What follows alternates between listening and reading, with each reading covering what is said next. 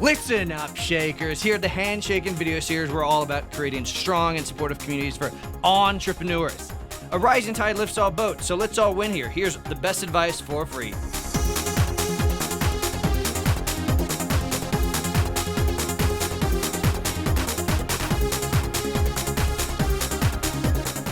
How do you find the best co-founders for your startup idea? This is the most important thing you can do, by far.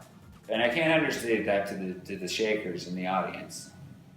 Your co-founder is the most important investment that you'll make in your company.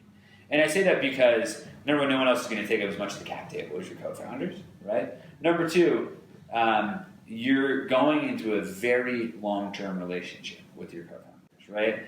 The average startup is going to take 7 to 10 years to get to some sort of exit or liquidity event or IPO or whatever the outcome is. It's going to take a while if you're doing something important. Mm-hmm. And I know that your audience wants to build important things and do great work, right? So you have to assume you're going to be doing this for a while. Yeah. And in my experience, I've seen a lot of young companies, right? We have certainly in Techstars, we're part of the 500 Stars portfolio, so nice. We've seen a lot of companies, right? And I think that when you're in the fragile startup phase, right, and this is the phase when you're the co-founders, maybe a couple employees, the thing that's going to bring the company down is the inability for the founders to work together and communicate and get shit done.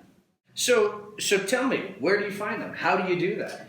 So, the first thing you want to do is use your network that you built through building relationships. Yes. Right? That's the starting point. So you look at my two co-founders. One of them was my best buddy. We've known each other since we were 6, right? So he was pretty pre-vetted, right? And I was pre-vetted for him. We kind of knew where each other was coming from, and that's really important, I think it's also, right, like, it takes a long time to build that healthy relationship.